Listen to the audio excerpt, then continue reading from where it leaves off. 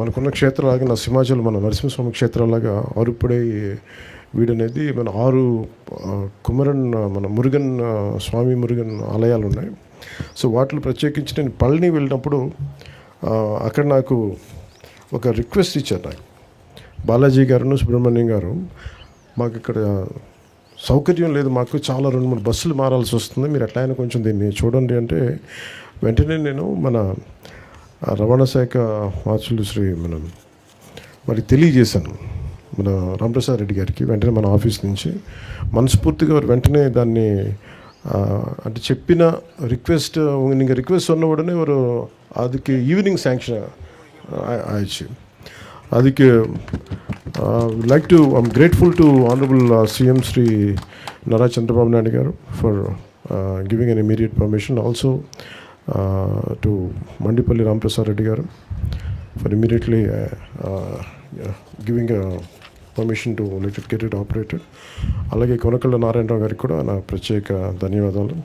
ద్వారకా తిరుమలరావు గారికి కూడా ఒక నా ప్రత్యేక ధన్యవాదాలు తెలియజేసుకున్నాను. ఎందుకంటే ఇది చాలాసార్లు అంటే నేను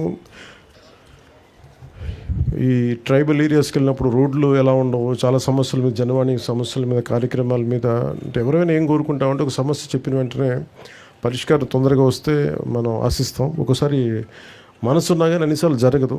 కానీ ప్రత్యేకించి ఇది మురుగన్ ఆశీస్సులు అనుకుంటాం. చెప్పిన వెంటనే ఆయన కోరిక, ఆయన భక్తుల కోరిక ఎంత తీవ్రమైంది, ఎంత బలీయమైందంటే చెప్పిన అరగంటకల్లా పని అయిపోయింది. అంటే అది మురుగన్ తాలూకు శక్తి అది.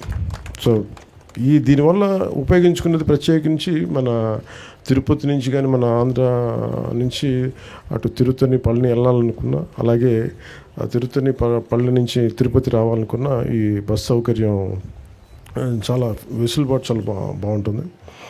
ఈ రూట్ లెంత్ 505 కిలోమీటర్లు. సో కొత్త 2 లగ్జరీ బస్సులని ఏర్పాటు చేయడం జరిగింది. ఇది తిరుపతి 8 గంటలకి రాత్రి వెళ్తే పొద్దున 7 o'clockకి పళని, అలాగే పళనిలో రాత్రి 8 గంటలకి స్టార్ట్ అయితే తిరుపతిలో 8 గంటలకు వస్తుంది. ఇది ప్రత్యేకించి భక్తులకి చాలా సౌకర్యంగా ఉంటుంది. పళని భక్తులు చాలా సంవత్సరాల నుంచి நிறைய வருஷமாக கேட்டுகிட்டே இருக்காங்க. ఇది మన తమిళనాడు సోదరులకి అర్థం అవడానికి తమిళ్లో చెప్తా ఉన్నాను. பழனிலேருந்து நிறைய సంవత్సరமாக கேட்டுகிட்டே இருக்காங்க. இது திருப்பதி பழனி பஸ் தேவைப்பட்டது, எப்படியாவது பண்ணுங்கன்னு.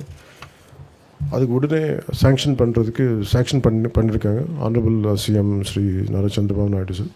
அவருக்கு நான் நன்றி சொல்கிறேன். అలాగే దండాయుధపాణి స్వామి ఆలయంలో ఆధ్యాత్మిక కేంద్రంగా ఉన్న పవిత్ర ప్రాంతం అది. ఈ ఆలయం తమిళనాడులో అత్యంత ప్రముఖంగా లక్షలాది మంది భక్తులు వస్తారు. కందస్వామిగా భక్తులందరూ ప్రేమతో పిలిచే మురుగన్ స్వామి కృపకి అంకితమైన ఈ ప్రాంతం భారతదేశంలోని అత్యంత ప్రాచీనమైన పుణ్యక్షేత్రాల్లో ఒకటి పేరుగాంచింది. అదేవిధంగా తిరుమలకి ఎంతోమంది భక్తులు అత్యంత ప్రియమైన క్షేత్రం వెంకటేశ్వర స్వామి ఆలయం కలియుగ వైకుంఠంగా భావించబడుతుంది.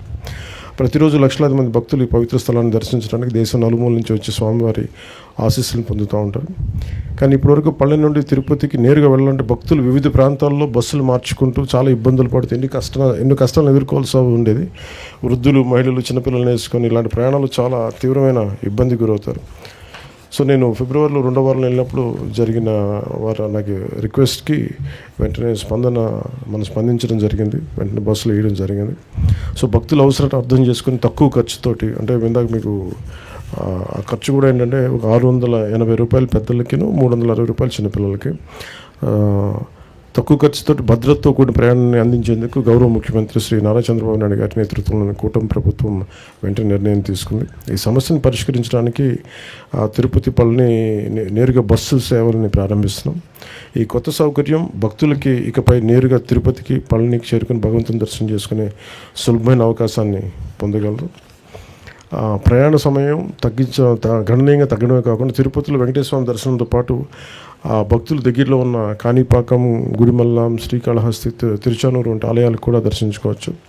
ఈ బస్సు కేవలం భక్తులకు మాత్రమే కాకుండా ఆర్థికంగా కూడా అనేక ప్రయోజనాలు ఉన్నాయి. ఇది పర్యాటక అభివృద్ధికి దోహదం చేస్తూ ఉంది. పళని మరియు తిరుపతి మధ్య క్రమమైన రవాణా ఏర్పడటం వల్ల ఆర్థిక కార్యకలాపాలు కూడా చాలా పెరుగుతాయి. 2 రాష్ట్రాల మధ్య భక్తులకి సంబంధాలు మరింత బలపడతాయి. ఈ సేవని విజయవంతం చేయడానికి సహకరించిన రాష్ట్ర వన యోజన మరియు క్రీడా శాఖ మంత్రివర్యులు శ్రీ మండిపల్లి రామప్రసాద్ రెడ్డి గారికి, అలాగే ఆంధ్రప్రదేశ్ మరియు తమిళనాడు రాష్ట్ర రోడ్డు కార్పొరేషన్ అధికారులకు ప్రత్యేక ధన్యవాదాలు తెలియజేసుకుంటూ, గౌరవ ముఖ్యమంత్రి నారా చంద్రబాబు నాయుడు గారికి ప్రత్యేక ధన్యవాదాలు తెలియజేసుకుంటూ సెలవు తీసుకున్నాను. జై హింద్.